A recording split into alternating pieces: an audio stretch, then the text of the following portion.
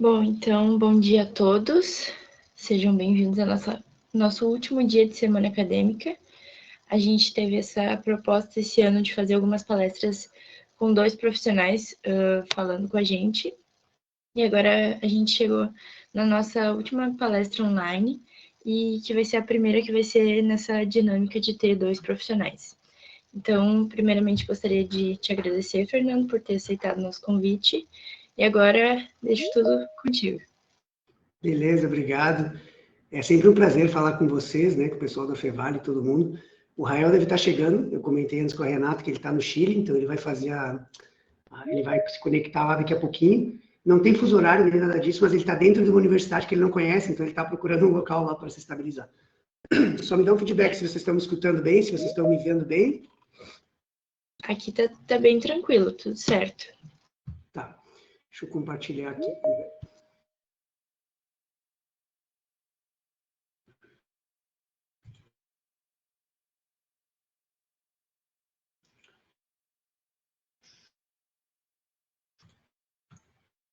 Peraí que eu estou tentando compartilhar os slides, vamos ver se eu consigo.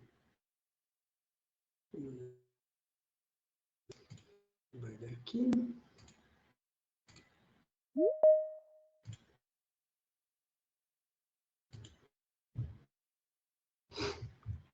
Eu acho que eu vou ter que abrir no Chrome a apresentação para poder compartilhar isso?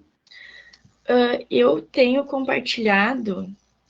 Tu pode procurar no computador, ali tem uma última opção ali embaixo. Para mim aqui, deixa eu ver se aparece.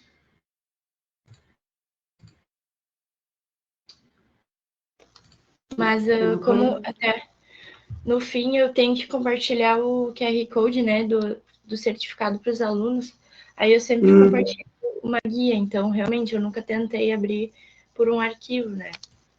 Eu acho que ele só dá, a gente vai demorar um pouquinho só para eu Tu pode, conseguir salvar. de repente tem que mandar por e-mail, né, e abrir. É isso aí. Vamos ver se vai funcionar, peraí.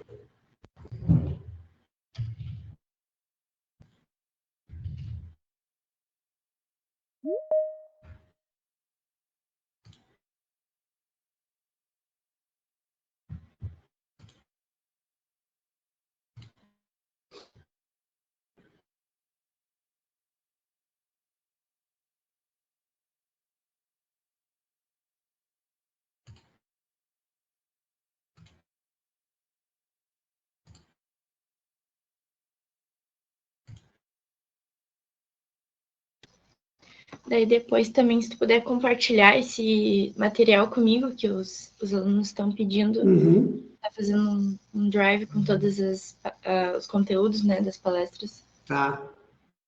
Acho que agora vai dar. Vamos ver.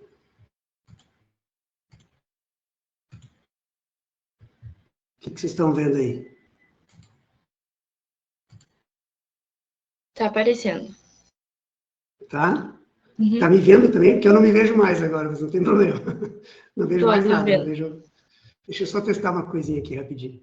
Eu acho que aparece para ti, mas aparece no cantinho. Não, para mim não aparece nada. Deixa eu ver aqui, peraí. Assim, vocês continuam vendo a palestra, sim ou não? É que tu tá compartilhando a tua tela, né? Daí eu tô vendo, a gente tá vendo o que tu tá vendo.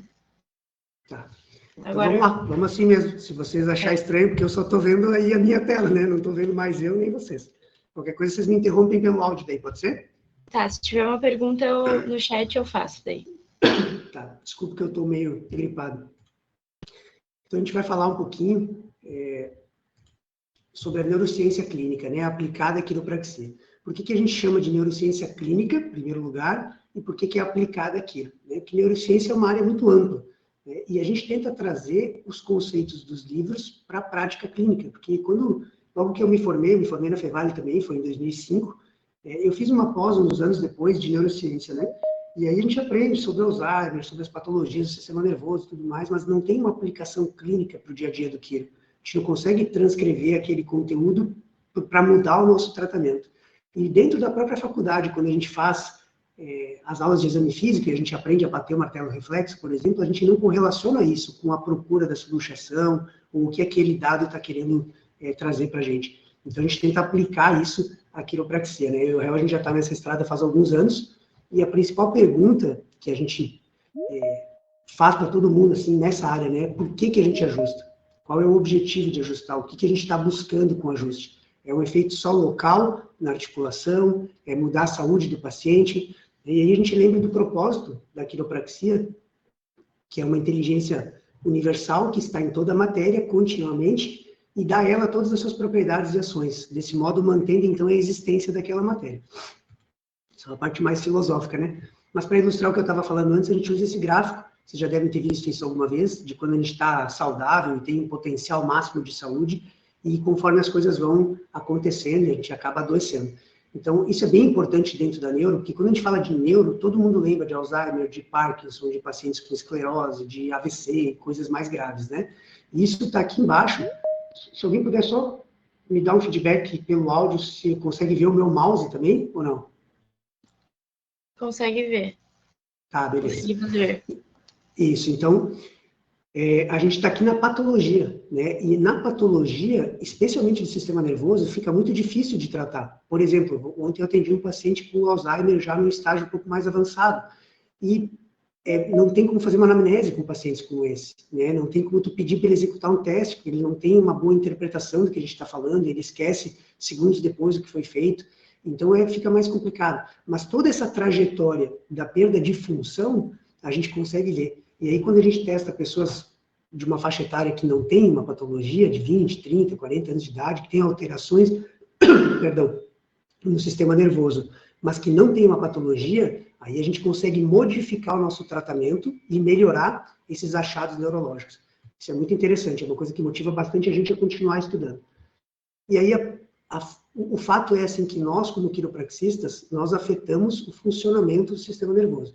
Essa foto embaralhada aqui, vocês não precisam se ater a ela, mas é só para mostrar assim, que quando a gente tem a intenção de fazer um movimento, que é o que está lá em cima, no canto esquerdo ali, a gente precisa, antes de mais nada, entender aonde que está o nosso corpo no espaço.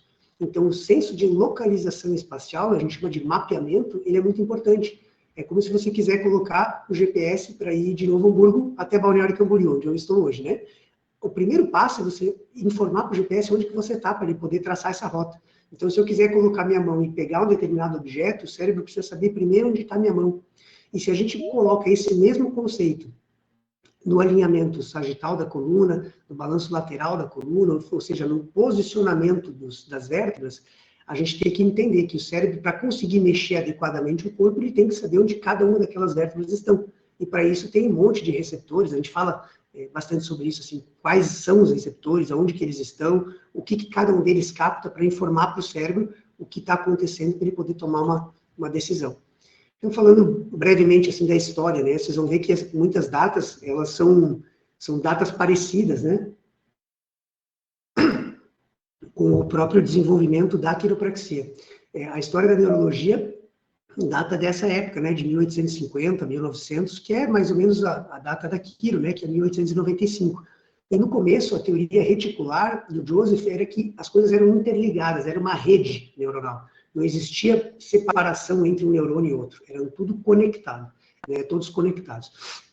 E ele nem existia esse nome neurônio ainda, né, realmente era a teoria reticular, porque se imaginava que era uma rede contínua. E foi baseado nisso que o Palmer criou os primeiros modelos, né, de interrupção do fluxo, da inteligência universal e tudo mais.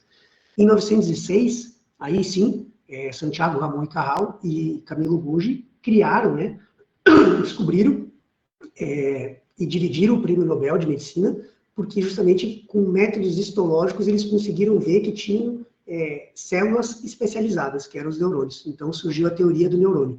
E aí, se vocês pararem para pensar assim, não é 10 anos depois que o Palmer cunhou o termo quiropraxia. Então, o que eu e o Israel a gente comenta bastante, que a gente tem que atualizar o nosso vocabulário, né? Dizer que a vértebra saiu do lugar e pinçou o nervo, que era o que o Palmer utilizava, ele nem sabia da existência do neurônio quando ele cunhou essas primeiras frases. Então, muita coisa mudou de lá para cá e a gente precisa atualizar esses conceitos, não desmerecendo o que ele fez, né? Porque com o conhecimento que ele tinha na época, ele, o filho, enfim, todos que vieram logo depois, foram visionários, né?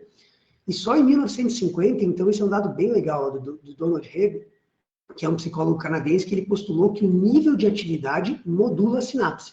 Ou seja, se tem um neurônio se comunicando com o outro, quanta atividade vai ter é que vai modular essa sinapse. Se ela vai ficar maior, menor, se ela vai enfraquecer, se ela vai desaparecer, ou se ela vai, de fato, fixar e gerar neuroplasticidade. Então, isso é muito recente, né, 1950. Recente historicamente, assim, né? E aí, se vocês olhar todos esses caras aqui, se vocês olhassem o Messner, Darwin, Broca, né, o Broca, o Horner, são áreas do cérebro, são testes que a gente usa, por exemplo, o Babinski, são nome de pessoas, né? Mas são nome de pessoas que contribuíram lá naquela época para todo o desenvolvimento, né, para mapear as coisas do sistema nervoso, né? Se vocês olharem, por exemplo, Tourette tem uma síndrome com esse nome, Ruffini tem os receptores de pele, que a gente chama de Ruffini, então são pessoas importantes nesse meio, e são todas datadas daquela mesma época. E foi quando o Palmer, então, usou dessa teoria reticular, que ela era aceita, era o que tinha na época, né, para criar essa ideia, né, de que esse fluxo de impulsos neurais, eles poderiam ser modificados por problemas de coluna. E um pouquinho mais para frente, em relação ao desenvolvimento da teoria reticular, teve essa teoria da degeneração valeriana, que é quando, como se fosse uma rede, né, quando era essa teoria da degeneração valeriana ainda acontece, mas hoje em dia é um pouco diferente, porque quando era pensando numa rede, era como se a rede fosse se deteriorando. Hoje a gente sabe que são os axônios, né, que são outras estruturas.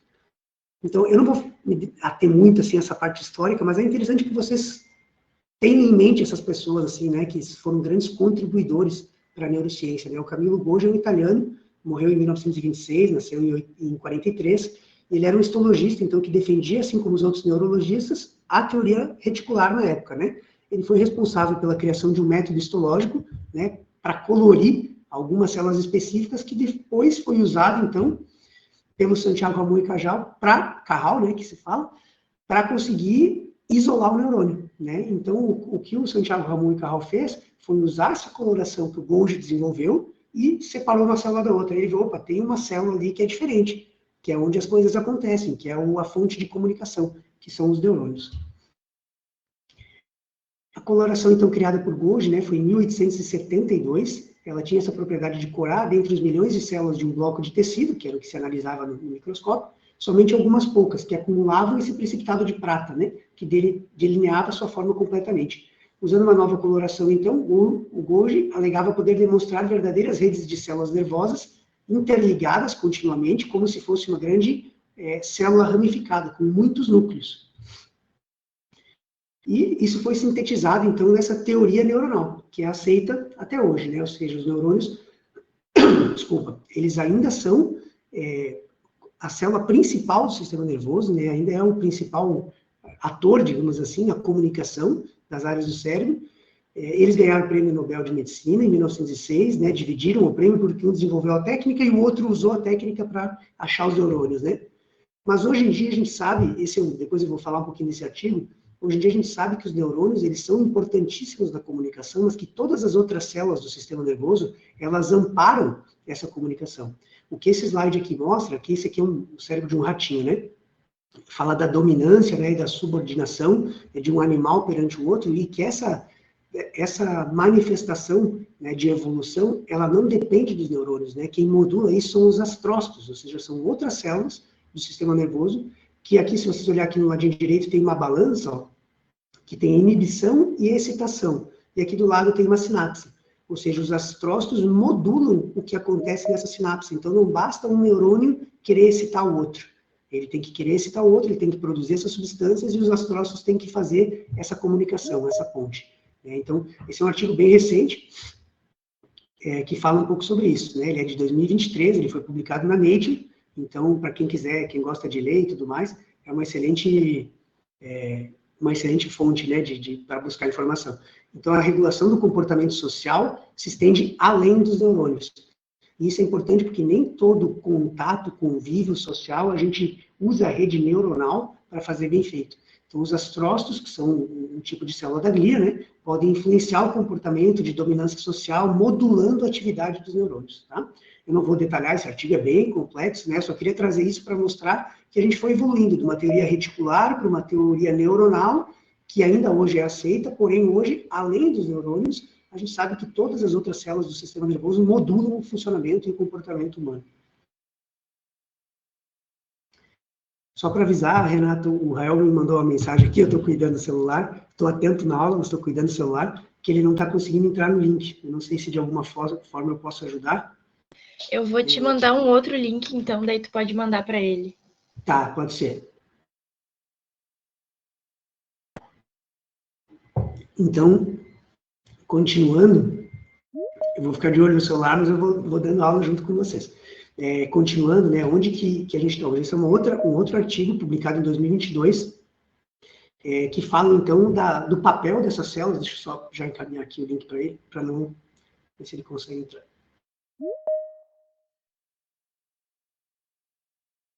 Quando ele entrar, tu me avisa, que daí eu vejo o que eu faço aqui na hora se eu não compartilho a tela ou alguma coisa desse tipo.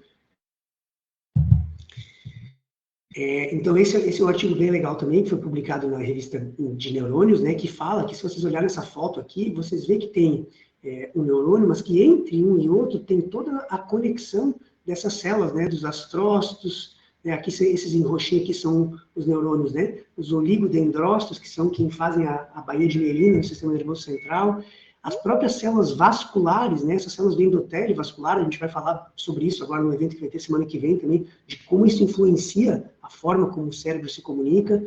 Então, hoje a gente sabe que não são mais só os neurônios, né, aqui está mostrando o pezinho aqui, ó, do astrócito, influenciando a sinapse.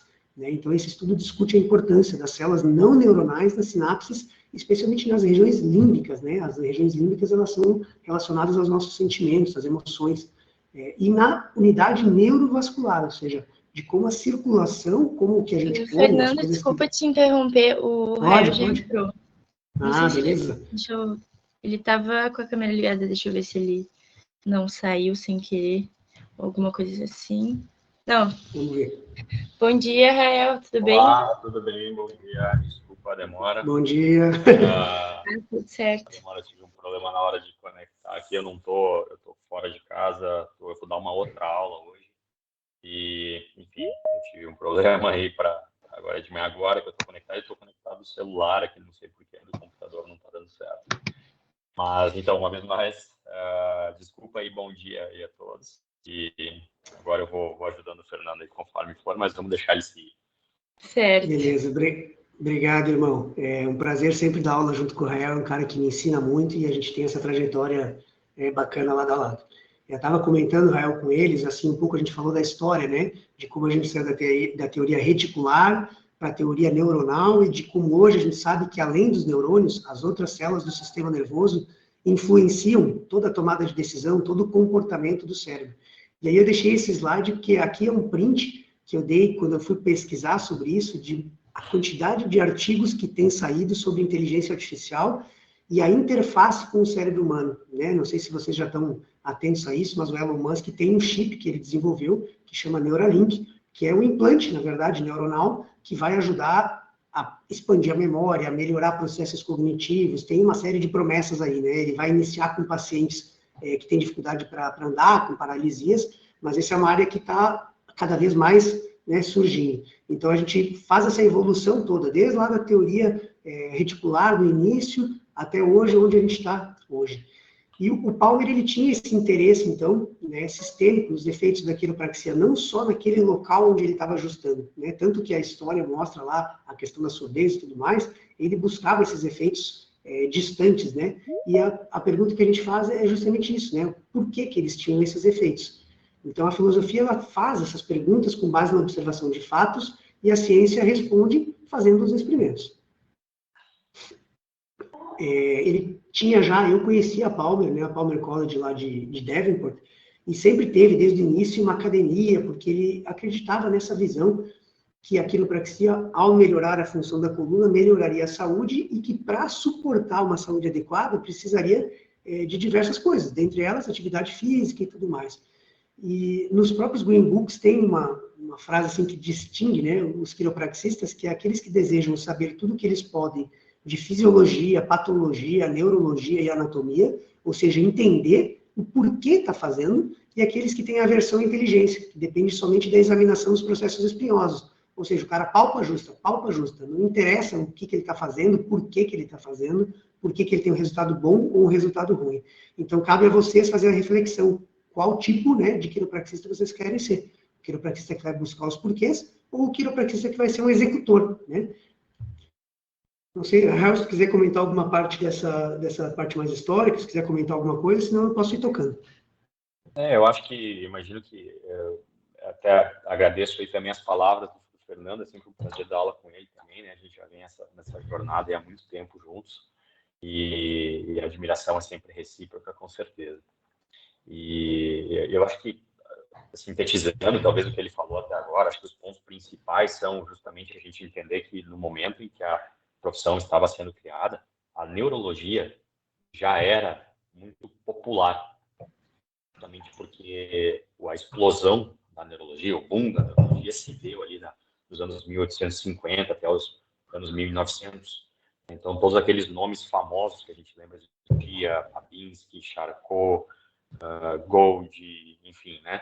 Santiago Ramon e Cajal, eles eram caras dessa época, né? Então, Palmer tinha que explicar os fenômenos que ele enxergava, né? E tudo isso se dava justamente com aquilo que tinha disponível na época, né? Então, acho que uma pergunta que é bem importante a gente se fazer hoje é como é que a gente pode trazer a nossa filosofia de encontro à ciência atual, certo? Porque foi o que ele tentou fazer naquela época. Ele pegou aquilo que era disponível para tentar explicar fenômenos que ele conseguia enxergar. Então, a pergunta é essa, como a gente faz isso hoje, né? E aqui, já dando um pouquinho de sequência, então, dá uma folga aí para o Fernando, para onde é que vai toda a informação? A gente tem toda essa discussão, muitas vezes, né, de qual é a técnica melhor, qual é a mais apropriada. O cara que faz Gonstead, ele vai falar que tem que fazer Gonstead, e se não funcionar com o cara deitado, você tem que colocar na knee chest, né? O cara que faz SOT, tem que botar o bloco, tem que fazer o crânio, e se não for assim, não está correto, não é? O ativador, bom, tem que usar o ativador, tem que usar o protocolo. E todas as técnicas têm essa discussão. Qual é a melhor, ou qual é a mais apropriada. Sempre tem um guru, né, da técnica que vai te dizer que aquilo foi o que mudou a vida dele, ou que mudou a vida dos pacientes dele, que tem que fazer daquela forma. Mas é muito importante a gente entender por que todos os quiropraxistas têm sucesso.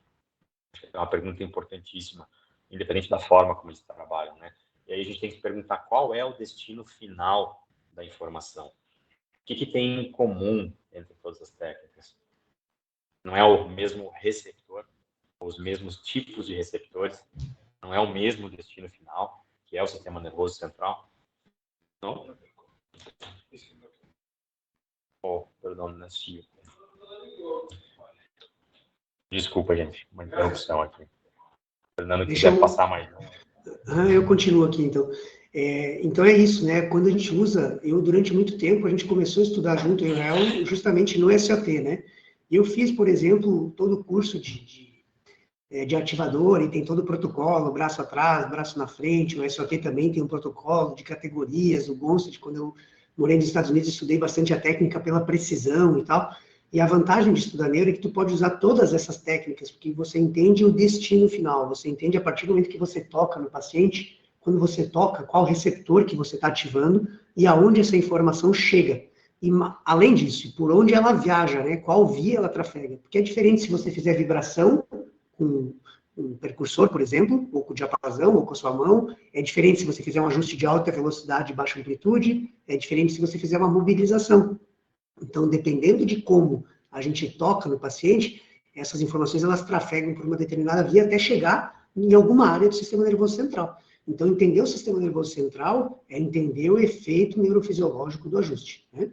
Então, a subluxação, né, que tem muita gente que critica o termo, mas é um termo que a gente usa na profissão, né, o complexo de subluxação vertebral, ou disfunção somática, um erro sensório-motor, ou seja, foi o que eu comentei antes, né, entre a gente fazer o movimento ou controlar o movimento, a gente precisa entender onde que está aquela parte no espaço. Então, se essa parte sensitiva não está adequada, acaba acontecendo um erro motor. Então, são denominações diferentes para a mesma coisa, né, que é uma disfunção articular. Então, e se essa ordem for diferente, né? A gente inicia sempre com a cinesiopatologia, ou seja, o movimento estava alterado, e isso causa uma miopatologia, uma histopatologia, neurofisiopatologia e alterações bioquímicas, por final. Mas a gente não tem certeza se essa é a ordem que acontece, né? Então, se vocês não lembram, nesse carinha aí, esse é um homúnculo, né? A gente tem vários deles no sistema nervoso, esse é o sensitivo, existe o homúnculo motor, existe homúnculos no cerebelo, são representações mapeadas dentro do nosso corpo ao longo do sistema nervoso. Então, aqui é uma pergunta, assim, retórica, né? Mas tenta mover a T1 para a direita, ou inclina a L3 para a esquerda. Né? A gente não tem esse grau de precisão em relação às vértebras. E se vocês olharem a representação ali do homúnculo, no córtex, né, que é esse corte que a gente tem aqui do lado, ó, vocês vão ver que a mão tem uma representação muito grande, a boca, os lábios, as áreas mais sensitivas, mas que a coluna não é tão grande assim. A coluna está toda aqui nesse mesmo espaço, ó, tronco, pescoço, cabeça, né, justamente porque a gente tem uma boa parte de controle involuntário dessas regiões. E a sensibilidade, se você pedir assim, ó, mexe o dedo para frente ou para trás, ou para a direita ou para a esquerda, você consegue, diferente da L1, ou da T2, ou enfim, de uma vértebra. Né? Então, são funções diferentes. E você precisa, por isso que eu comentei, uma boa parte disso é involuntário. Ou seja, você não precisa pensar para ficar de pé, né, ou para ficar sentado. E aí, quem faz esse controle, quem faz a regulação do tônus dessa musculatura que a gente está vendo aqui, que é a musculatura profunda espinhal, os eretores espinhais, os multífidos, aqui na base do pescoço, que está relacionado ao posicionamento da cabeça, os suboccipitais, né? Quem faz isso são áreas do sistema nervoso. A gente não vai detalhar hoje, porque a gente também não tem tempo para isso, e a gente não sabe qual o grau de profundidade que vocês já estudaram, né? Anatomia e neurofisiologia, mas aqui do lado tem uma imagem que resume bastante coisa. Para quem nunca viu, né, essa imagem aqui a gente está mostrando o córtex. Deixa eu só te interromper um pouquinho, porque a imagem não está aparecendo, mas até tinha te mandado um WhatsApp. Se tu quiser me mandar ela, de repente eu consigo apresentar, que daí tu pode ficar na principal ali, para tu poder enxergar todo mundo. Te mandar a apresentação? Isso? É. Ah, beleza. Peraí. Dá um Pode segundinho. ser por e-mail, se tu puder mandar. Porque daí tu consegue Posso te mandar aqui no WhatsApp mesmo, pode ser? Pode ser. Fica melhor, fica bem melhor. Eu mandei em PDF, vê se você consegue. Acho que eu consigo, sim. Bem tranquilo. Só me dá um minutinho, mas pode ir falando se tu quiser. Tá, deixa eu só... Eu ainda estou compartilhando minha tela, deixa eu ver se... Para nós, realmente, não estava mais compartilhando. Ah, não estava mais? Não. A gente estava só vendo a câmera. Daí não fica bom, né? Se for para ver alguma coisa bonita, que seja um slide, né? É que daí quando começou a falar... Renata, é o que eu acho que ele estava como convidado, agora eu acho que ele vai conseguir tentar compartilhar de novo. Em que momento que vocês pararam de ver a tela? Desde o começo? Não, só quando... Peraí, deixa eu ver aqui no material. Eu acho que foi quando o Rael entrou, que daí de repente alguma coisa mudou aqui. Eu acho que foi.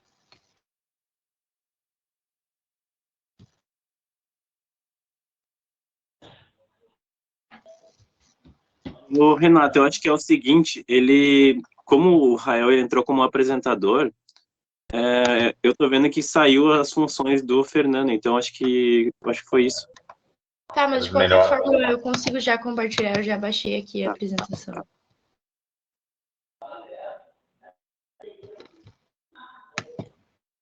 Se vocês quiserem aproveitar para conversar e fazer perguntas no chat também, alguma coisa assim. Vocês estão conseguindo ver? Eu estou vendo. Estava na imagem... Eu acho que era essa a última. Ou essa? É, slide 25, mais ou menos. Não, pode passar. Vocês me digam onde que vocês pararam de ver, que daí eu posso retomar, né? Ali a gente estava, ali, por aí. Uhum. Pode passar para a imagem próxima. Isso. Então aí, não sei se vocês chegaram a ver essa imagem, é quando eu estava falando do homúnculo. Isso, e essa imagem foi a que eu estava tentando explicar, que se vocês não estavam vendo, não faz sentido nenhum, né? Tá, beleza. Daí tu vai me sinalizando quando tu quer que eu passe, que eu passo daí. Tá, beleza. Então, nessa imagem ali do lado esquerdo, né, para mim ela está bem pequenininha, não sei se vocês conseguem ver bem, mas é uma representação das estruturas do tronco encefálico, que é a parte que tem mais embaixo, e do córtex, que tem mais em cima, porque nessas áreas do tronco é onde os controles involuntários estão instalados. Então, ali a gente tem os núcleos vestibulares, tem a parte um pouco para trás do tronco, tem o cerebelo, e essas áreas, de forma interligada, elas controlam o tônus e a nossa postura e um monte de outras coisas, como batimento cardíaco, respiração, enfim, outras coisas que a gente consegue avaliar clinicamente. Pode passar. Acho que o Fernando, só teve alguém ali que comentou que eles não viram a imagem do homúnculo. É duas para trás. Se Renato se quiser voltar. Isso, essa aí. Ó. Esse carinha estranho, né, que estava justificando justamente por que a gente tem mais sensibilidade, mais destreza com as mãos, do que propriamente controle motor sobre as vértebras da coluna, né, porque são propostas diferentes, né, a mão, em termos de sobrevivência, a gente teve que automatizar algumas coisas para poder desenvolver outras. Então, o controle postural, o caminhar, essas coisas a gente foi automatizando. Tudo que é automatizado no cérebro, ou seja, é subconsciente, reside naquelas áreas que tem aquela foto que mostra, que é o tronco, o cerebelo, o tálamo, ou seja, do tálamo para baixo, né? A gente não vai falar muito de anatomia, mas a ideia é essa, a ideia é que o córtex, a parte superior do cérebro, digamos assim, a cobertura do prédio, ela fique responsável pelo pensamento mais nobre, né? Pela tomada de decisão, pela interpretação dos sinais do ambiente, e não com essas coisas que a gente já deveria saber de forma automática. Tanto que a gente pega nos pacientes que têm alterações, essas funções que deveriam ser automatizadas ou automáticas, com dificuldade. Por exemplo, a marcha, né? Pacientes que têm distúrbios de marcha, que têm distúrbios de postura, né? E assim por diante. Se quiser voltar, pode passar, Renata, para frente.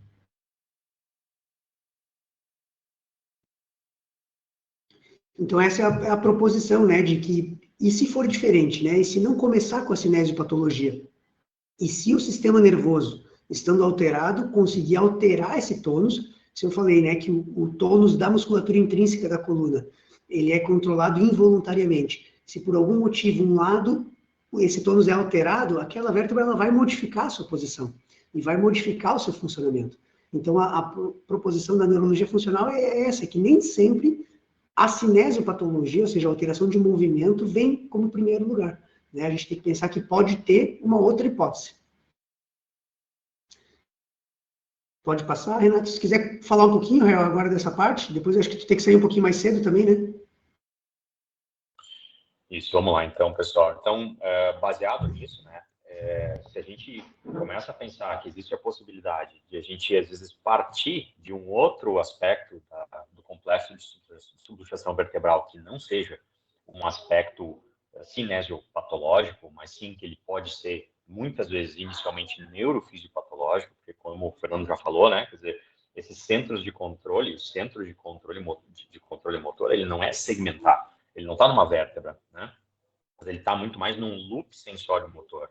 Né? Quer dizer, o segmento faz parte disso, mas ele é controlado centralmente, né? Superiormente. Então, qual é o propósito do cérebro? Né? Receber sinais, interpretar e transmitir esses sinais. E isso é o que garante que a gente consiga criar neuroplasticidade, sustentabilidade e reprodução, que nada mais é do que a gente falar em neuroplasticidade. Pode passar mais um.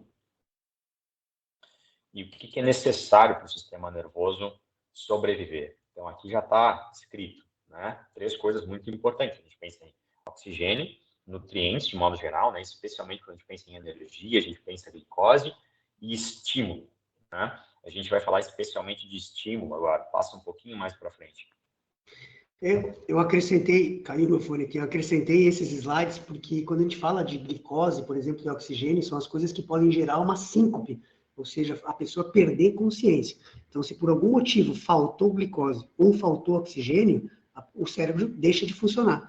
E quando a gente fala em glicose, é porque é o principal combustível, como se fosse a gasolina do carro, mas se tiver gasolina e não tiver óleo, ou não tiver a combinação dos fatores, a coisa não vai para frente. Então, quando a gente pensa em nutrientes, eu só acrescentei alguns slides aqui para mostrar para vocês que a base de todos os neurotransmissores, eles vêm da nossa alimentação. Né? A gente consegue produzir isso internamente, disponibilizar para o cérebro, para que junto com a glicose, as células funcionem adequadamente. Eu comentei antes que além dos neurônios, as outras células, agora não sei se vocês devem estar me ouvindo e não devem estar me vendo, porque a minha câmera, por algum motivo, eu acho que alguém bloqueou ela. Estão me ouvindo? Não. Estamos ouvindo. Bom, então é isso. Agora foi habilitado de volta. Aí. Pronto. Então, que as sinapses, né, para que os neurônios se comuniquem, para que a sinapse funcione, precisam de glicose, de oxigênio, de estímulo, que foi o que eu comentei lá no comecinho, né, quando o Hebb criou essa teoria de que o estímulo modula a forma, a função e a força da sinapse, e que as sinapses são interessantes, então, e necessárias para a gente dormir, para a gente manter a homeostase, para a gente manter a sinalização, a memória, a cognição, a dor, controle da dor, as emoções. Ou seja, basicamente era o que o Palmer falava de uma outra forma, né? A gente precisa da integridade neuronal, desses estímulos, para que a gente consiga manter o cérebro e os neurônios funcionando adequadamente. Pode passar, Renata, por favor. E aqui, bem rapidinho, só para mostrar que os principais neurotransmissores, né, a dopamina, a acetilcolina, a serotonina, o GABA, o glutamato, né, que são os 5 principais, e a histamina, a arginina também, elas podem ser adquiridas, a gente pode consumir alimentos que são fontes desses determinados nutrientes. Né? Então, se a gente pensar em dopamina, a gente pensa em recompensa, ou em serotonina, que a gente pensa em bem-estar, tudo isso depende de um estilo de vida saudável, que era o que o Palmer se propunha a fazer, né, ajustar as pessoas e deixar o corpo melhorar, atingir a homeostase através de um estilo de vida saudável. Né? Pode passar, esses artigos vai ficar referência para vocês, se vocês tiverem interesse nessa área, acho que vale a pena dar uma olhada. Pode seguir, Rael, desculpa. Imagina. E da onde, quer dizer, quando a gente pensa em estímulo, de onde que se origina o estímulo? Né? Então a gente tem que pensar o que garante o tempo inteiro que a gente receba estimulação. Qual é a variável constante do ambiente que garante estímulo constante do sistema nervoso? Uma pergunta para a gente pensar. Passar mais um. Então, esse estímulo constante é a gravidade, certo? Não importa onde tu esteja, como tu esteja, sempre vai ter um estímulo gravitacional que garante deformação de tecido. Que tecido é esse, né? Principalmente os nossos mecanorreceptores. Então, especialmente daqueles que são muito abundantes no corpo, que são os nossos fusos musculares. Tá? E aí uma pergunta importante para a gente como quiropraxistas, né? Onde a gente trabalha? Não é exatamente com esse tipo de receptor. Então, para que a gente consiga entender que a gente está conseguindo alcançar e mudar a capacidade desses receptores de perceberem os estímulos gravitacionais com mais qualidade o tempo inteiro. E se a gente considerar que o cérebro, o sistema nervoso como um todo, ele só funciona o tempo inteiro através da recepção desse tipo de estímulo, o que a gente faz é extremamente poderoso para o sistema nervoso central. Então, toda a minha capacidade de estar aqui, por exemplo, ficando com vocês, falando, de ter empatia, de poder amar alguém, em primeiro lugar, tudo isso é dependente da capacidade do meu corpo de me localizar espacialmente. Tá? Então, a gente fala aqui nos fusos musculares, a gente fala também nos órgãos vestibulares, que são receptores graviceptivos também, né, que recebem, que também captam gravidade. Tudo isso, mais uma vez, é o que garante síntese proteica. Aqui a gente está falando reprodução neuronal, mais uma vez, que é, de novo, neuroplasticidade. Tá? Capacidade do cérebro, do sistema nervoso de reter informação e de conseguir fazer com que essa informação crie e gere novas conexões, novas sinapses. Né? Quando a gente... E as próprias substâncias, né, desculpe te interromper, as próprias substâncias, né, que são os neurotransmissores, dependem dessa produção, né, de proteína. Então, produzir proteína é o resumo para, ou seja, o neurônio se manter vivo, né, se reproduzir, mas se manter vivo, se manter produzindo dopamina, serotonina, seja lá o que for. Então, essa produção é como se fosse a fábrica funcionando. Para a fábrica funcionar, precisa de estímulo. O resumo é esse, né? Perfeito. E como é que a gente faz isso? Né? A gente estimula o cérebro, né, como quiropraxistas, né? Especialmente, como eu falei para vocês, com esses receptores que são mecanorreceptores, né? O sistema somatosensorial. Mas a gente tem que lembrar também que muito do nosso tratamento envolve o sistema vestibular invariavelmente, né? Toda vez que a gente, por exemplo, ajuda a região cervical, a gente tem uma aceleração e desaceleração da cervical, a gente estimula esses receptores, né, que são responsáveis justamente por interpretar acelerações e desacelerações do nosso corpo, além de nos localizar espacialmente também, né? e o nosso sistema visual, né? Isso é o que compõe o nosso sistema postural, na realidade, né? Muitas vezes a gente tende a imaginar a postura só como um sistema somatosensorial, mas todo o controle postural, ele vem desses 3 grandes fatores, né? Somatosensorial, vestibular e visual. Vai mais um.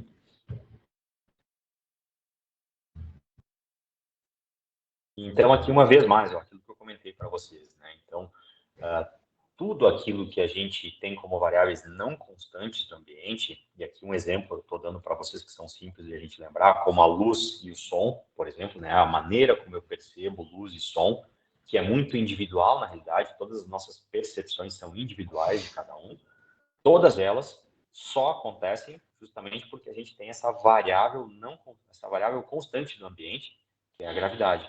Essas zonas de integração entre as informações são as mesmas, né? Claro que depois toda essa informação ela se espalha ao longo do sistema nervoso, tem um sistema tem muito mais complexidade do que isso, mas aqui é um diagrama só para que vocês entendam onde essas informações estão chegando, onde essas informações estão se integrando e por que uma coisa depende da outra. Tá? Vamos uma vez para frente mais. E o que acontece com a ausência de gravidade? Né? Porque isso nos ajudou a entender também o porquê a gravidade é tão importante. E esses foram estudos que fizeram na aeronáutica, especialmente pela NASA, onde o astronauta chegava, então se avaliava o que acontecia com o sistema nervoso do astronauta, né? E se notava perda de massa cerebral, síndromes psicológicas, imunes, vestibulares, e muitas vezes, até não sei se vocês já assistiram algum documentário de astronautas, eles têm centros de treinamento lá no espaço, né? Os caras voltam musculosos, voltam com massa muscular, mas eles aterrissam na Terra e têm que ser carregados. Ou seja, eles têm massa muscular, mas falta tônus muscular. Interessante, não? Então, isso é importante porque, mais uma vez, isso reforça tudo isso que a gente tem falado para vocês. Né? Quer dizer, a gente necessita da gravidade, a gente necessita desse estímulo constante nos mecanorreceptores e em outros tipos de receptores que nos localizam espacialmente e, consequentemente, tudo isso é necessário para a manutenção e para a sobrevivência do sistema nervoso. E, uma vez mais, eu volto àquela pergunta. Onde é que o quiropraxista trabalha? Tá? Então, muitas vezes, não significa, claro, que não é importante um sintoma, uma dor, uma coisa assim, mas é sempre lembrar do impacto que a gente pode ter na vida de um ser humano, que é muito maior. Vamos mais para frente. Então, vamos falar um pouquinho mais sobre subluxação. Vamos mais um. Então, aqui uma coisa bem interessante para a gente pensar, que acho que vai ilustrar mais essa ideia. Né? Então, o que é uma subluxação? É um mioespasmo, reflexo da musculatura intrínseca espinhal, que cria um desalinhamento, ou uma subluxação, né, que produz um movimento diminuído e, consequentemente, um feedback aberrante reduzido para o cérebro. Então, mais um. Agora, uma pergunta importante, né? Quando a gente pensa sobre o primeiro ajuste famoso da história, o ajuste de Harvey-Hiller, é plausível que uma subluxação cause surdez? Um ajuste pode restaurar a audição? A subluxação causou o desequilíbrio do sistema nervoso ou o desequilíbrio do sistema nervoso pode ter causado a subluxação? E aqui vem uma pergunta que realmente é bem importante. Né? Uma pessoa que teve um derrame foi devido ao braço espástico ou uma pessoa tem um braço espástico como resultado de um derrame? Então, ou seja, uma vez mais fica claro que é possível que a gente tenha alterações motoras devido a uma alteração central. Vamos mais um. Isso não é desconsiderando que a cinesiopatologia pode vir primeiro. Né? Se você caiu, escorregou e bateu o quadril só de um lado, é óbvio que aquele trauma na articulação vai começar ali um processo que pode afetar o sistema nervoso. O que a gente quer ressaltar é que o inverso também pode ser verdade. Pode ter uma alteração do sistema nervoso, seja nas áreas que a gente controla ou nas que a gente não controla. A gente fala antes do tronco cerebral, dos núcleos vestibulares, do cerebelo, que muda o tônus e, a partir disso, a gente tem alterações articulares. Então, muda um pouquinho a perspectiva de onde começar o tratamento, de como tratar, de que técnica escolher, né? Porque a gente consegue entender, como eu falei antes, a via completa, onde essa informação vai viajar, desde o receptor, a estrada que ela vai pegar e qual que é o destino final. Então, aqui quando a gente pensa, por exemplo, no órgão efetor, né, tem algum ajuste? Pode mudar o órgão sensorial do ouvido interno, né, a cóclea. Quando a gente pensa no nervo periférico, tem algum ajuste ou qualquer tipo de compressão espinhal que possa afetar o nervo oitavo, né, o nervo craniano oitavo, vestíbulo coclear. Mais um. Então, aqui uma pergunta também muito importante. Onde é que o som é processado? É processado no ouvido ou no cérebro? Então, como é que um ajuste realmente pode afetar o processamento auditivo, por exemplo? Essa é a grande pergunta, né? Então, vamos ter que entender um pouquinho mais do neurônio para a gente conseguir chegar nisso. Um pouco mais para frente. Então, aqui, onde é que está a interferência, né? Quando a gente pensa numa subluxação, realmente. Ela está num segmento, pode passar. Ela está num segmento, ou mais um. Ou ela está num sistema, certo? Isso é uma pergunta muito importante. Mais um. Isso é legal, assim, como aluno, questionar, né?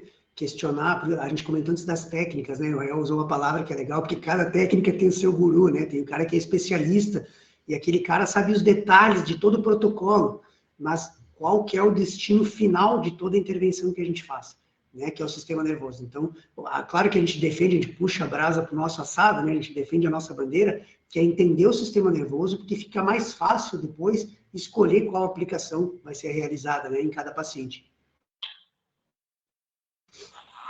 E aqui, então, entrando um pouquinho aqui do neurônio, a gente vai falar um pouquinho de fisiologia, porque para que a gente entenda isso. Eu coloquei alguns slides sobre o desenvolvimento para vocês entenderem, né? Aqui essa primeira parte do gráfico, se vocês olharem ali embaixo na idade, são semanas após a concepção, não é após o nascimento. O nascimento está nessa linha pontilhada. Então, vocês veem que boa parte da neurogênese, ou seja, da formação dos neurônios, já foi da migração dos neurônios, já foi, né? As células da glia, então, elas continuam depois ali até mais ou menos uns 10 anos de idade, formação das sinapses, a mesma coisa, mas a poda sináptica, o refinamento das sinapses, ele segue por um bom período, até a gente ter maturidade. Né? E é por isso que na adolescência a gente se comporta de uma forma, e agora, né, com 40, a gente se comporta de outra.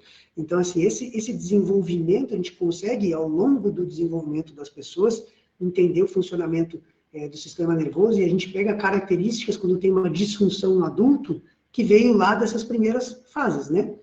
Pode passar, Renato, por favor. Esse também vai ficar ali embaixo, tem um artigo de 2016, né? Fica como referência para vocês darem uma olhadinha depois.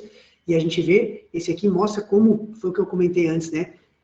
A gente consegue atuar nas patologias, mas assim como na quiro, no ajuste da subluxação, quando a gente fala de neuro, o nosso principal foco são em alterações funcionais do sistema nervoso. Né, e não nessas patologias, né, que se desenvolvem em diferentes idades ao longo da vida, né, seja uma criança que está dentro do espectro, né, autista, ou uma pessoa com depressão ou bipolaridade. É claro que a gente consegue, de alguma forma, ajudar essas pessoas, mas a nossa prioridade é alterações funcionais do sistema nervoso, por isso que a gente vai comentar um pouquinho do funcionamento do neurônio, né, do potencial de ação, de como a gente consegue afetar a integridade das células e das conexões. Pode passar, Renato? E aqui a gente vê um potencial de ação, que é aquilo que a gente acha que nunca vai usar, né, quando a gente aprende na faculdade, e agora está aí ele de volta. Né, mas é super importante a gente entender como a célula funciona, como o neurônio funciona, porque isso deixa mais claro quando o neurônio realmente está saudável. Né, porque quando a gente faz um teste neurológico, a gente nada mais está fazendo do que acessando o funcionamento, né, a integridade neuronal de um grupo de células numa determinada região do sistema nervoso. Né? E a integridade entre essas células também. Então, num potencial normal, o que a gente tem? Né? Sempre lembrar que a célula, no seu interior, ela é mais negativa. Ela é muito rica em proteínas, que proteínas têm carga negativa. Então, ali, ó, vocês têm lá no potencial de repouso, né, mais ou menos aí, segundo alguns livros, vai ser menos 70, menos 65, depende da referência. A gente começa a ter entrada de carga positiva, especialmente sódio, né? Esse neurônio, então, vai disparar, vai despolarizar, vai entrar no seu potencial de ação, e depois ele começa a repolarizar, onde entra a ação da bomba de sódio e potássio, né? A gente vai ter, então, um gradiente, a concentração, vai sair mais célula positiva e entrar menos íon positivo, desculpa, até que ele se repolariza, né? Então, vamos passar mais um. E aqui, ó, só está mostrando lá um pouquinho mais específico, né? Para quem não recorda depois, quiser dar uma olhadinha, né? Então, a gente tem aí está tudo esquematizado, né? Entrada do sódio, depois a gente tem os outros íons, né? Quando a gente para estudar, assim, claro, é mais com bastante detalhe, né? Mas para o nosso propósito aqui é realmente entender, pelo menos o básico, né? De como o neurônio funciona. Vamos mais um. E sempre lembrar que um neurônio, ele pode ter um potencial excitatório ou inibitório. E inibitório também é normal, é também algo saudável para o sistema nervoso. Lembra que muitas vezes o sistema nervoso, ele cria uma inibição ativa de determinadas áreas para que a gente tenha um bom controle delas, né? Então, um exemplo, né? Por exemplo, o nosso lobo frontal, que é como um chefe do cérebro, ele inibe áreas subcorticais, por exemplo, o mesencéfalo, né? Áreas que são mais reptilianas, vamos dizer assim, né? Então, uma pessoa com bom funcionamento do lobo frontal tem um lobo frontal que consegue modular, né, ou inibir uma função excessiva do mesencéfalo, por exemplo, né? E isso é uma coisa que a gente vê no desenvolvimento do ser humano. Quando a gente pega uma criança, né, que chora, que grita, que quer dizer, aquilo para um adulto é um comportamento não adequado, né? Por que não é adequado? Porque um adulto se espera que quando há a existência de um lobo frontal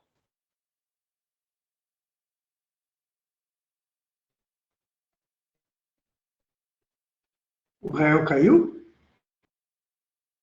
O que aconteceu? Não estou Eu acho que caí? Voltei. Voltou? Tudo bem? Voltei. Aham. Então, voltando ao que eu estava falando, né? Então, num adulto, a gente entende que um lobo frontal bem desenvolvido, ele é capaz de inibir esse tipo de atitude, justamente porque tem uma questão neurofisiológica acontecendo o tempo inteiro. O lobo frontal tem capacidade de inibir áreas que são reptilianas, né? Por exemplo. Vamos passar mais um. Isso só para conectar um pouquinho o que a gente está falando com o que a gente falou antes, para manter essa integridade, esse funcionamento das sinapses e dos neurônios, lembra que a gente precisa dos estímulos constantes e os não constantes. A gravidade é um estímulo constante e a gente tem células especializadas para captar isso, que é exatamente o que o quiropraxista influencia quando trabalha na pessoa, né? Então, só para relembrar, assim, para fazer esse mapa de novo de quão importante é a intervenção manual no paciente, porque a gente modula não só aquele local que a gente está atingindo com a mão, né? Aquela vértebra, aquele ombro, aquela articulação. A gente consegue modificar a integridade neuronal e, baseado nisso, o funcionamento do cérebro melhora, que é o que os estudos a gente vai citar depois no finalzinho, da Havik, mostram, melhorou a atividade do lobo pré-frontal, por exemplo. Né? E aí, quando que o Rael comentou, né? Se essa área não está legal e a pessoa não consegue conter um comportamento, seja ele qual for, né? Por exemplo, se uma mulher bonita passa na frente lá da obra, os pedreiros vão falar besteira, né? Falta desenvolvimento do lobo frontal, né? Dessas pessoas que não têm um comportamento adequado. Ou uma pessoa que tem, por exemplo, Parkinson e não tem um controle motor adequado. Porque o lobo frontal, claro, no Parkinson tem outras áreas envolvidas, mas tem uma área ali que deveria ter um determinado controle inibitório e não tem. Então, desenvolve uma aberração de movimento. E assim por diante. Então, quando a gente fala em quiro e subluxação, a gente não pode esquecer que isso garante funcionamento normal do tecido nervoso.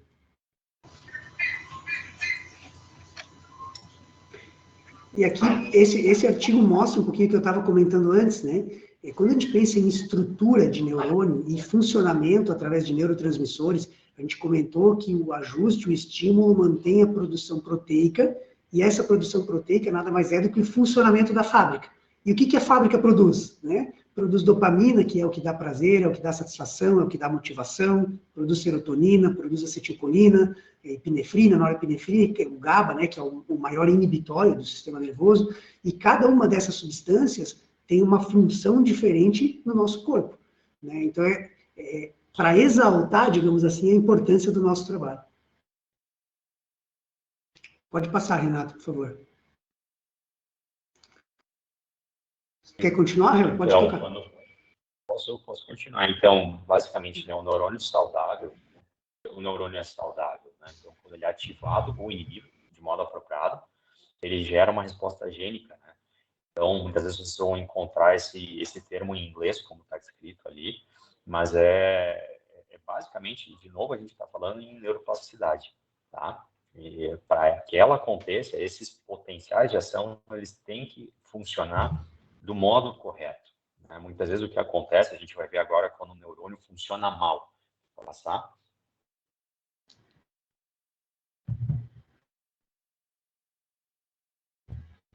Aí é basicamente uma repetição, pode passar mais um. Então, é quando existe uma perda de estimulação, né? Então, o neurônio, ele passa a funcionar mal quando ele perde o seu estímulo. Então, a gente começa a ter a diminuição da resposta gênica, uma diminuição da produção de proteínas, e a célula vai ficando menos negativa, porque a membrana desse neurônio vai ficando mais permeável. Então, é um meio que começa a atrair mais íons positivos, né? Então, começa a ser uma célula com excesso de sódio no seu interior. E isso vai fazendo que o sódio cria no ambiente, né? Acúmulo de líquido, correto? Então, essa é uma célula que vai inchando, vai ficando uma célula edemaciada. Então, o núcleo da célula, ao invés de estar no meio, ele começa a ir lá para o cantinho da célula. Então, a gente começa a ter uma redução da ATP, né? Através de uma redução da bomba de sódio e potássio. Vai mais um. Então, aqui, ó, basicamente o que a gente falou agora, né? Uma redução da bomba, os íons fazem difusão passivamente.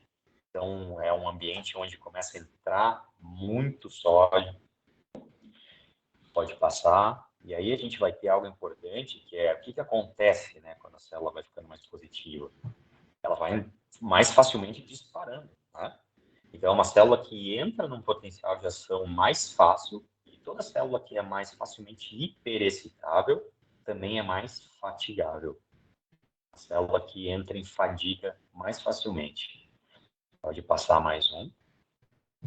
E isso é o que a gente chama de uma degeneração transneural. Em outras palavras, é a morte neuronal, né? O que acontece depois desse processo? A célula vai inchando até que ela explode, basicamente. E aí é uma célula que acaba morrendo. Então, E trazendo... Desculpa, pode. Trazendo para o nosso dia a dia, essa falta de estímulo, se a gente for pensar, poderia ser uma vértebra que não está movendo adequadamente. Ou seja, aquele número de mecanorreceptores, de fusos musculares, de órgãos tendinosos de Golgi, ou seja, de receptores que informam o cérebro uma determinada situação, eles não estão funcionando. Então, o local onde chega aquela informação começa a receber menos atividade. Lembra que a gente falou da glicose, do oxigênio e do estímulo. Para nós, claro que o mais importante, assim, para os quiropraxistas, é a questão do estímulo, porque se a gente pensar no estímulo mecânico, é um estímulo que deveria estar constantemente influenciando o cérebro. E aí, se a gente extrapola esse conhecimento, e, a falta de estímulo, então, pode levar à desestabilização dos neurônios, né, e à degeneração, como o Rael acabou de comentar, que muda as características da célula e pode gerar perda de sinapses, morte neuronal, ou seja, alterações que durante um período elas vão ser fisiológicas, mas se perpetuadas a longo prazo, elas podem virar, né, patológicas. Então, uma coisa importante, né, a gente não pode esquecer dos 3 grandes aspectos que compõem, né, a nossa profissão. A gente fala muito em filosofia, ciência e arte, que nós tratamos um sistema neuromusculoesquelético. Então, é para a gente não esquecer dessa primeira parte aí, da parte neuro também, né, que muitas vezes fica para trás. E quando a gente pensa no modelo da neurologia funcional dos anos 80, né, como é que a coisa começou a surgir? Pensando muito na diferença entre hemisférios, né? Passa mais um. Então, Antigamente surgiram muitas coisas que falavam, né, de um cérebro mais criativo, ou de um cérebro mais detalhista, de um cérebro mais emocional, ou de um cérebro mais racional, coisa do tipo, e assim começou a surgir a neurologia funcional. Claro que muito mudou desde lá. Hoje a gente não pensa mais num hemisfério versus o outro, né? A gente pensa muito mais na integração entre funções hemisféricas, vamos dizer assim, né? Mas existem coisas que ainda são importantes nesse conceito criado, que ainda são coisas que a gente consegue visualizar e nos ajudam a entender a evolução da neurologia funcional até os dias de hoje. E uma das coisas importantes, e é inclusive um documentário, se vocês quiserem assistir, que é bem interessante, que está no slide anterior, que é da Jill Taylor, que ela é uma neurocientista e sofreu um AVC do hemisfério esquerdo. E, inclusive, tem os livros também, né, que estão aí. Eu acho que até tem em português também. Tá ali, ó, tá aqui. Esse está em espanhol, né, mas o outro em inglês. Mas, enfim, se eu não me engano, tem em português também. E ela descreve todo o processo dela, do que ela sofreu naquele momento, de tudo que ela sentiu. Então, é bem interessante escutar isso de uma neurocientista, e ela teve isso no hemisfério esquerdo. Então, muitas vezes ela notava momentos onde ela notava uma maior conexão com o ambiente, uma energia, algo energético acontecendo, até um bem-estar, assim, ela muitas vezes parece dar a entender que é quando o hemisfério esquerdo parava de funcionar mais por alguns momentos, e então o hemisfério direito predominava. E de repente o esquerdo voltava um pouquinho à sua função e ela lembrava que ela tinha que ligar para a emergência, que ela tinha que tentar fazer alguma coisa. E de repente ela voltava àquela situação mais de conexão com o mundo, com o ambiente. Então é bem interessante porque quando a gente muitas vezes olha para a lesão, como aconteceu com ela, a gente consegue entender esses processos às vezes mais conceituais, né? Então acho que é bem legal vocês assistirem, vale bastante a pena. É um documentário que deve ter seus 40 minutos mais ou menos, é rapidinho. Ou para quem quer se aprofundar mais, pode ler o livro. Eu estou com o livro na mão aqui, eu não consegui mostrar ele na câmera, mas é A Cientista que Curou Seu Próprio Cérebro, o nome do livro em português. É bem fininho, sei lá, um dia de leitura dá para ler. E aí, então, aqui o Dr. Carrick, que foi provavelmente a pessoa que cunhou até o termo, né, de neurologia funcional, foi algo que veio dele, e foi da onde eu e o Fernando tiramos muito da informação, foi justamente do modelo, né, da escola que ele criou. E ele falava, então, que hemisfericidade é uma lateralização, onde você compara um lado do cérebro com o outro, e a hemisfericidade sempre vai definir o lado com menor integridade. Vai ficar mais claro agora quando a gente for para os próximos slides.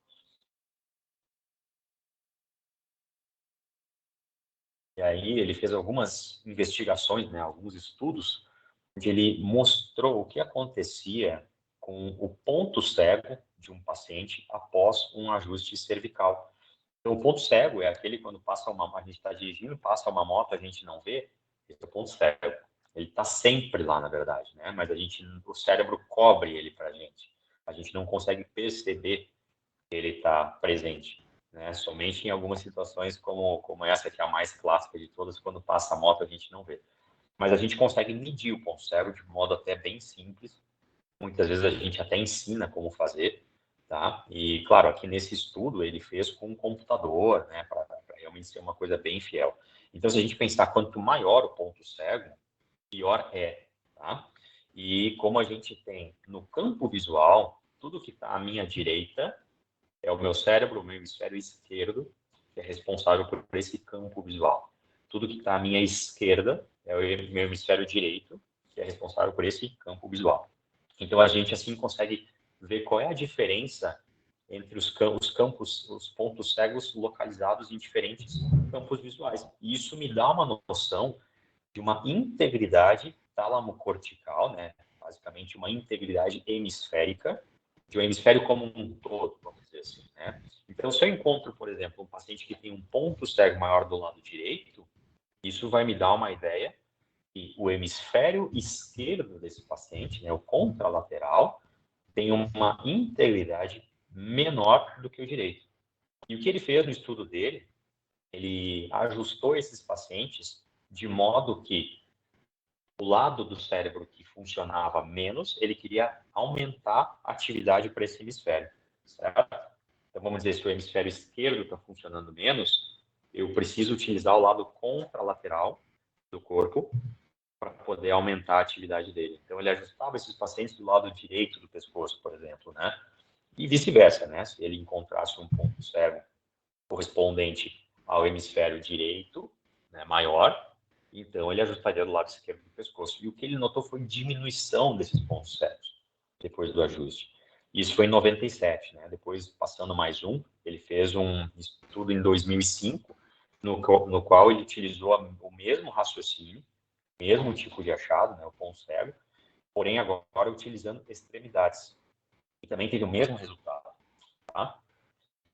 Então, E é legal que a conclusão do estudo é legal, que ele fala o que a gente vem comentando antes, que o ajuste não é exclusivamente para melhora da função articular. Não que isso seja pouco, mas além disso, influencia o cérebro, ou seja, é capaz de melhorar funções da parte mais alta do sistema nervoso, né?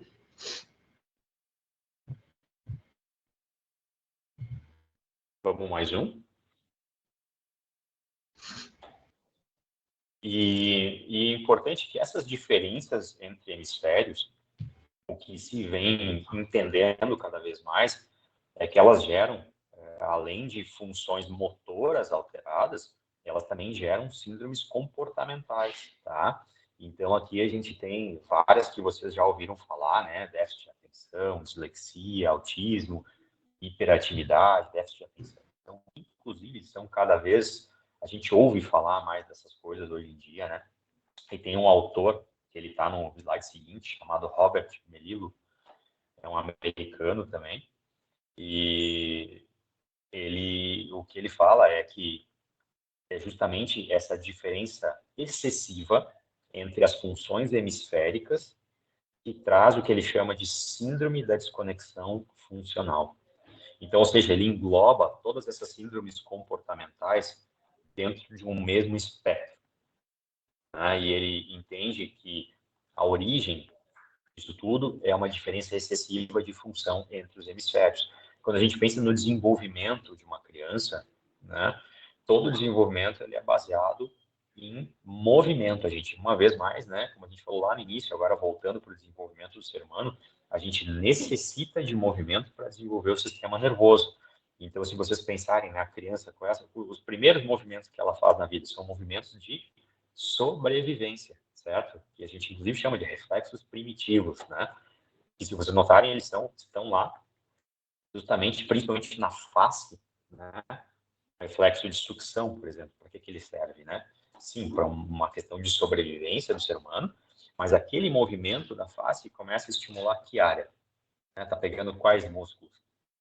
Áreas que são onde seus núcleos estão justamente no tronco encefálico, que também é uma área de controle postural, né? Então, depois o bebê começa a colocar o bracinho para cima, começa a virar, e todos esses pequenos movimentos, ele vai estimulando áreas que vão ajudando a desenvolver outras áreas. Da nossa sociedade hoje, né? Cada vez a gente tem menos estímulo, né? Antigamente, nas nossas infâncias, aqui, pelo menos na nossa geração, né, Fernando, era brincar na rua, né? Era andar de bicicleta, era jogar bola. Hoje, tudo isso é possível, mas a gente tem a presença de muito estímulo, né? E principalmente novos estímulos que não são saudáveis para o ser humano, né? Muita tela, desde muito cedo, por exemplo. Então, essa é a uma junção das coisas, né? Em termos, a gente falou antes dos nutrientes, né? Então, uma disponibilidade menor de nutrientes, porque a alimentação está mais bagunçada, mais estímulos visuais e menos estímulos motores, ou seja, mais tempo de tela e menos tempo de rua, né? Um conjunto de coisas. E como o Real comentou, que o sistema nervoso vai se desenvolvendo aos poucos, para cada etapa, para desenvolver o movimento do braço ou da criança conseguir ficar de 4 apoios e engatinhar, ela já tem que ter estabilizado outras coisas antes. Por exemplo, o movimento dos olhos, o controle de tônus, né, postural, que são as áreas do tronco que ele mencionou, e assim por diante. E aí, depois que ela conseguiu ficar de quatro, ela vai conseguir movimentar de forma coordenada, e depois ficar de pé, e depois que ela ficar de pé, se comunicar, e depois que ela se comunicar, e as coisas vão em camadas amadurecendo. Né? Então, se nesse processo acontece alguma desconexão, ou algum processo é pulado, alguma etapa é pulada, essas síndromes elas começam a aparecer. Não sei se o Rael Então, está. Para mim, ele parece basicamente, fixo. Ah, voltou. então, esse autor ele fala, né, que basicamente como se dá o desenvolvimento. Né? A gente desenvolve um pouquinho mais um lado do cérebro, depois o outro alcança e passa um pouquinho, depois o outro vai, até que a gente mais ou menos estabelece um equilíbrio, que nunca é absolutamente simétrico, certo? Nós somos seres assimétricos, né? Mas essa assimetria ela tem que ser razoável, ela não pode ser exagerada. E é esse exagero que muitas vezes, pela falta de algum estímulo físico, que acaba depois tendo um impacto grande na vida, tanto motor quanto também comportamental. Vamos mais um.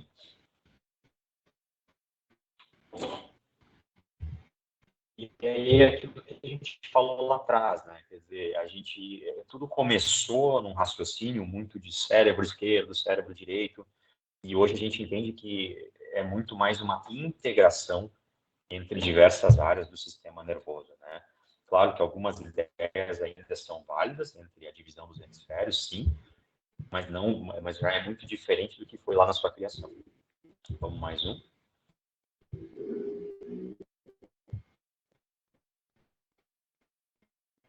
Então, aqui, né, pensando muito no que a gente vem falando ao longo de toda a conversa, né, quando a gente pensa em integração entre as áreas, a gente pensa muito sobre a capacidade do sistema nervoso de se manter em sobrevivência, de criar neuroplasticidade, de criar aprendizagem.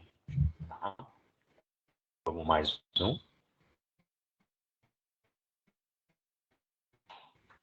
E aqui a gente vai falar um pouco, pessoal, né, de alguns efeitos fisiológicos da manipulação de alta velocidade e baixa amplitude, que é para a gente realmente deixar muito claro, bom, a gente falou tanto, né, da importância daquilo que a gente faz e tudo mais para o sistema nervoso.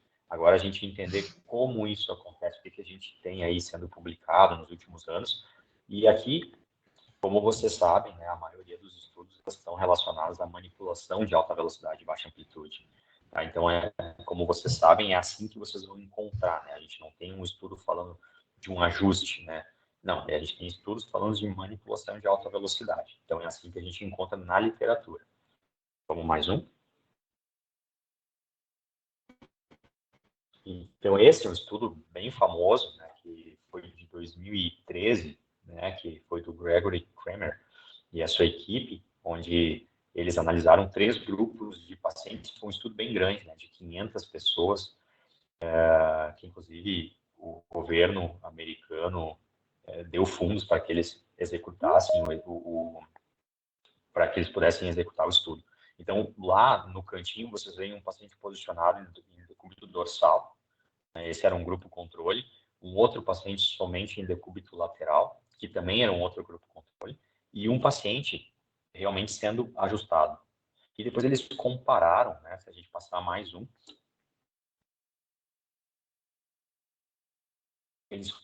a ideia deles era comparar as hipófise, né, em ressonância. Pode passar mais um. E aqui vocês notam, né, uma comparação ó, de um grupo controle do lado esquerdo e do lado direito vocês notam um aumento, né, que eles então chamaram de gapping, né, um espaçamento das hipófises.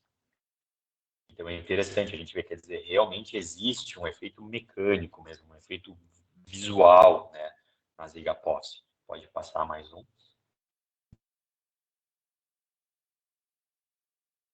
E esse mesmo grupo, né, em 2007, eles fizeram um estudo induzindo uma hipomobilidade, né, uma hipomobilidade induzida, na realidade, cirurgicamente em ratos.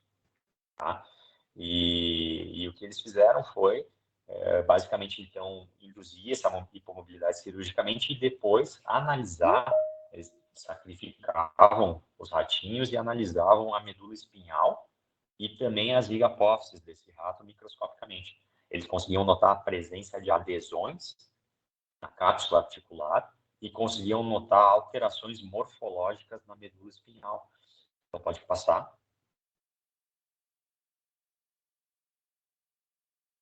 Quando a gente pensa lá na medula espinhal, né, a gente começa a falar, então, de uma desaferentação, né? Sempre lembra que no corno posterior da medula espinhal, a gente tem informação sensorial, certo? Tanto proprioceptiva quanto nociceptiva.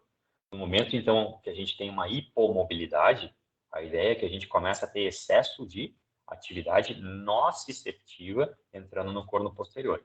E vocês lembram que a medula espinhal, ela é dividida nessas lâminas, né? A imagem está pequena, mas vocês veem uma representação das lâminas ali no lado direito da imagem. E cada uma dessas lâminas é responsável por carregar um tipo de informação. Algumas são responsáveis por carregar a informação proprioceptiva e outras nociceptiva. Então, o que acontece é justamente uma alteração dessa morfologia das lâminas, na qual a atividade nociceptiva ela começa a invadir áreas que, na realidade, são responsáveis por carregar a informação proprioceptiva, né? Ou seja, a gente começa a ter uma percepção, não uma percepção, mas uma condução maior de atividade nociceptiva, né? Que muitas vezes pode, né, não é uma regra, mas pode se traduzir num aumento de uma dor percebida. Tá? Lembra que nocicepção e dor percebida são dois fenômenos diferentes, né? Para a gente perceber um estímulo, ele tem que passar do tálamo, né? Mas, obviamente, quanto maior a atividade nociceptiva no local, maior a probabilidade que a gente passe a perceber esse estímulo. Tá? Então, quer dizer, aí fica claro, né, que basicamente o que eles estão tentando fazer nesse modelo, né? Tentando induzir um modelo de subluxação, né? E entender o que acontece tanto com a cápsula quanto com a medula espinhal. Pode passar. E é interessante mostrar que não são coisas separadas, né? Se a gente tem uma zigapófise que foi alterada por uma hipomobilidade e o ajuste vai melhorar, essa zigapófise é extremamente inervada, né? Ela tem vários receptores ali. E essa informação que o Real mostrou, chegando na medula e subindo, né, uma parte da informação, pelo menos, até os níveis inconscientes ou conscientes do cérebro. Então, tem que considerar, quando a gente pensa no efeito da manipulação, os efeitos mecânicos, que é o que está agora ali no slide, da hipomobilidade, das adesões, e que a manipulação, então, melhora isso, criando esse gap, quebra essas adesões, e que aí a zigapófise volta a ter movimento. Mas, beleza, quem que recebeu essa informação, quem que interpretou essa informação, para onde que foi essa informação? Né? Que é a condução final, digamos assim, da aula é essa junção, para não pensar que a neuro é algo separado daquilo. A neuro é a explicação daquilo, né, basicamente. Pode passar, Renato.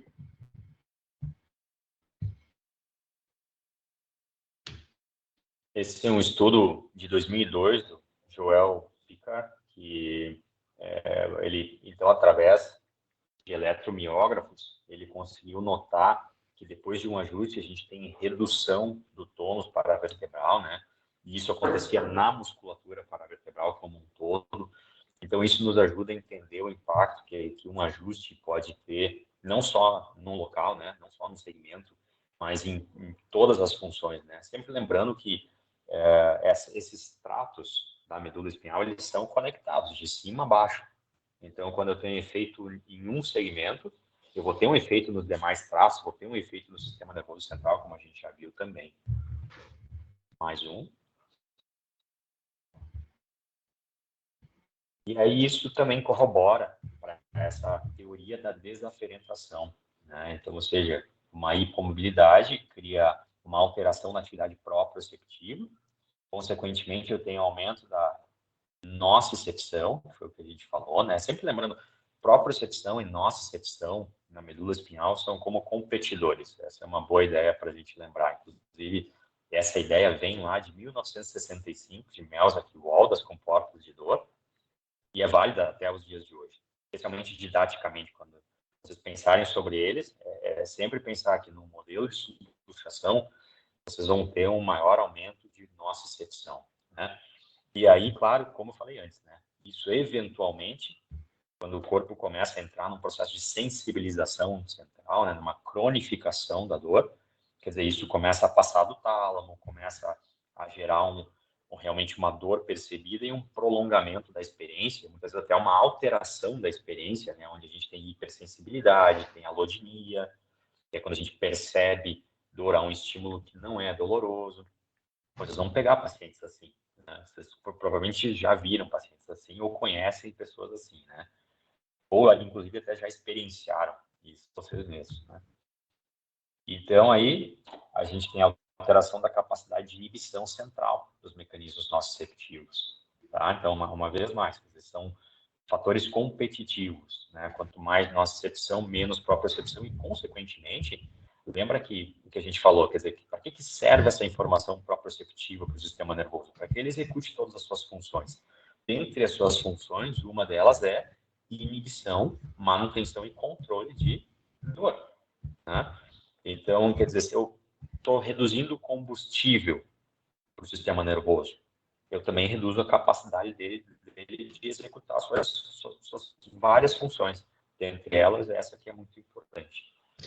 E aí, uma coisa só para comentar rapidinho é que quando o réu comentou de nocicepção e propriocepção, né, a nível medular, e aí agora a gente falou alteração da capacidade de inibição central dos mecanismos. Por quê? Porque tem áreas no nosso cérebro, áreas específicas, lá na formação reticular, vocês devem ter escutado falar dos núcleos da RAF e tal, que conseguem inibir essa informação. O réu falou brevemente, mas é um assunto complexo que, para a gente perceber a dor, ela tem que passar do tálamo, ou seja, ela tem que chegar no córtex do cérebro.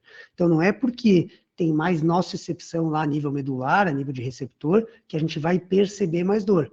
Mas é igual água mole em pedra dura, né? Tanto bate até que fura. Ou seja, se essa informação fica disparando constantemente, gera essas modificações lá no nível mais periférico e acaba afetando a nossa interpretação desses sinais.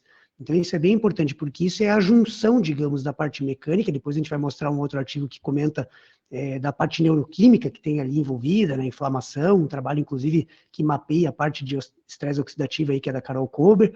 Mas, ou seja, todas aquelas alterações locais influenciam o restante, né, do sistema nervoso.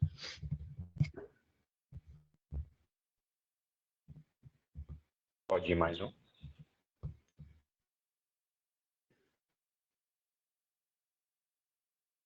E aqui esse é um estudo da Heidi Havik, né? Vocês provavelmente já viram alguns estudos dela, onde ela tem alguns estudos, né, para o lobo frontal, ela tem estudos para o cerebelo, mostrando melhora de destreza da mão, dos dedos, depois do ajuste. Ela utiliza também exames de potencial evocado, né, para entender função e atividade, né, de determinadas áreas do sistema nervoso central.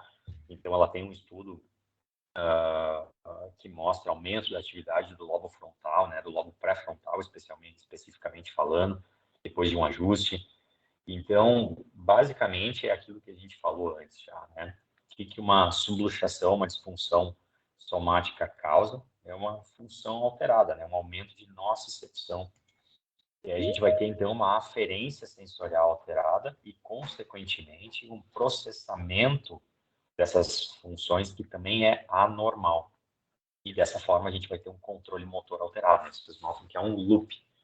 Então, quer dizer, tudo aquilo que se altera na periferia vai ter um impacto central, da mesma forma que tudo aquilo que existe centralmente também tem um impacto na periferia. Vamos mais um.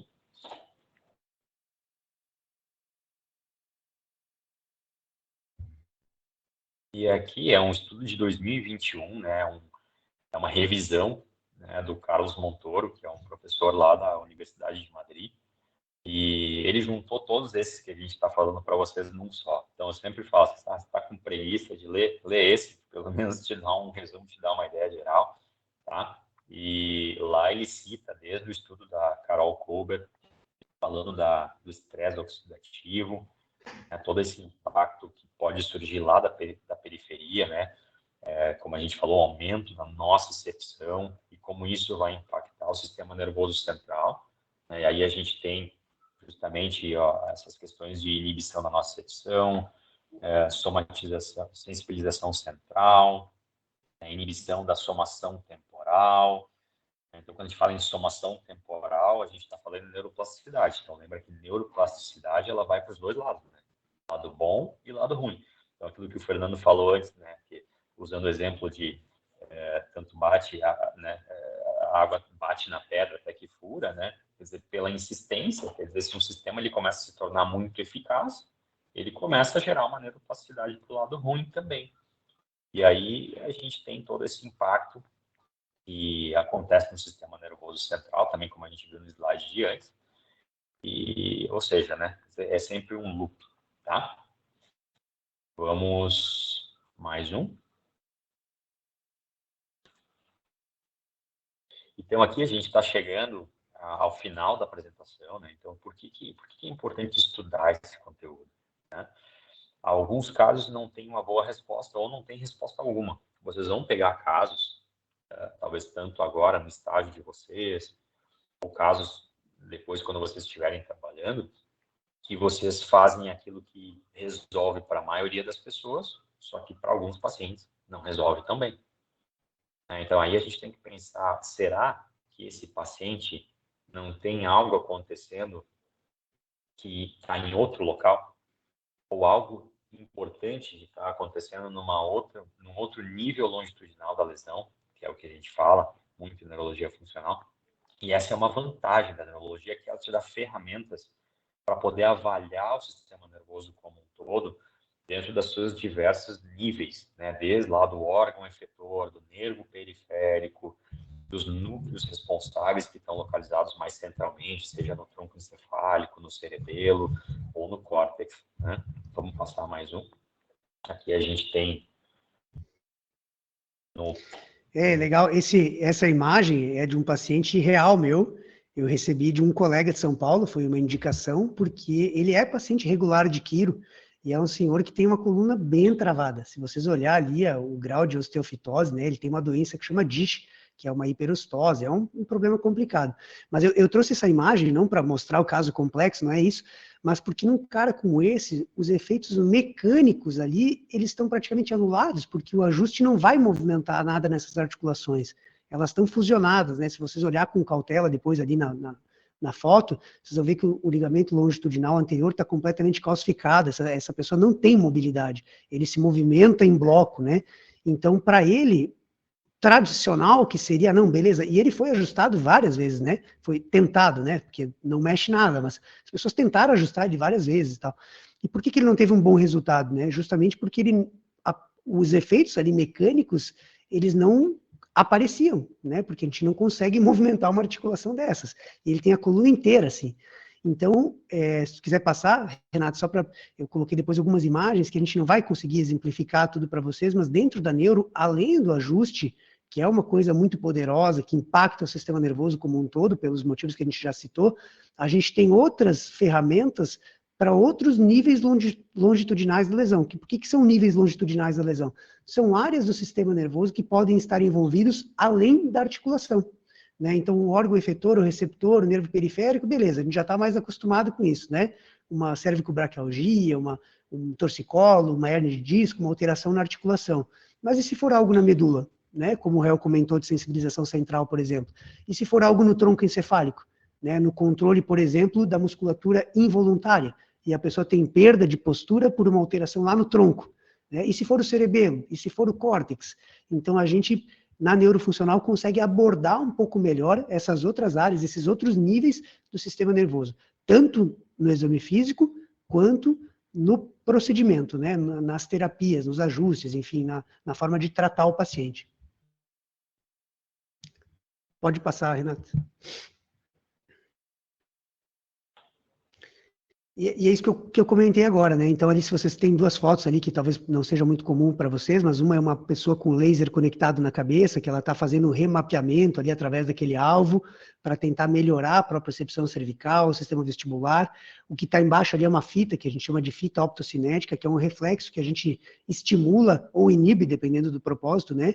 Que tem a ver com o movimento dos olhos involuntário. Então, tem várias ferramentas para utilizar, tanto no diagnóstico quanto no tratamento, sendo que o ajuste ainda continua sendo, claro, a principal e a mais poderosa, mas a gente consegue ter mais nuances, digamos assim, de como tratar adequadamente o paciente. Pode passar, por favor, Renato. Aqui acho que é bem legal a gente falar isso também. Desculpa te interromper, a neurologia funcional, dentro desse modelo que a gente vem estudando, surgiu dentro da quiropraxia, surgiu por quiropraxistas, né? Mas é importante notar que ela foi tomando um corpo por si só, foi praticamente quase que se tornando uma segunda profissão, porque muitas vezes é importante a gente entender que, às vezes vocês notam, vem um vídeo, né, ou pegam essas ferramentas que a gente mostrou para vocês agora, que o Fernando deu como exemplo, vocês veem um vídeo de alguém sendo girado numa cadeira, ou, quer dizer, a gente tem que se perguntar, será que isso é quiropraxia? E eu sou muito claro em dizer hoje que existe uma separação clara entre quiropraxia e neurologia funcional. Porém, também é muito importante entender que existe uma zona em comum onde as duas conseguem agregar muito a outra. E quando a gente está ensinando para quiropraxistas, é justamente nessa zona que a gente fica. E a gente pode dizer por experiência da nossa, né, o quanto isso realmente agregou na nossa prática clínica, na nossa vida, e o quanto isso contribuiu para os nossos pacientes e para o nosso entendimento da quiropraxia, tá? Então, o nosso convite para vocês é que vocês também realmente busquem, né, se for através da gente, vai ser um prazer.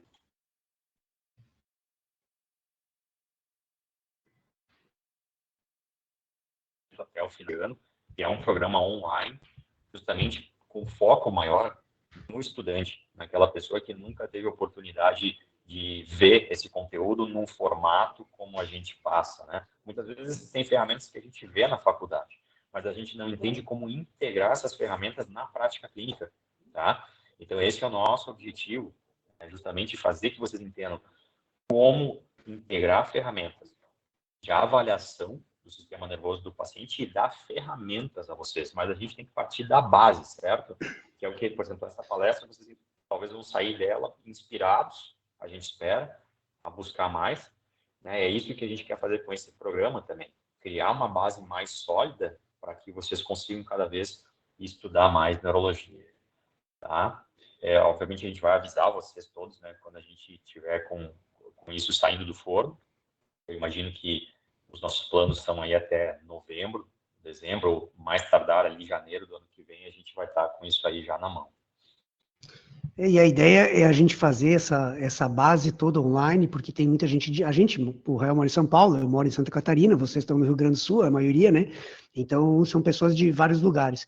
E a gente tem essa possibilidade de, depois que tem um certo entendimento, a gente fazer encontros presenciais para mostrar na prática um exame físico, um tipo de tratamento, para retomar esses conteúdos e debater, né, numa mesa redonda.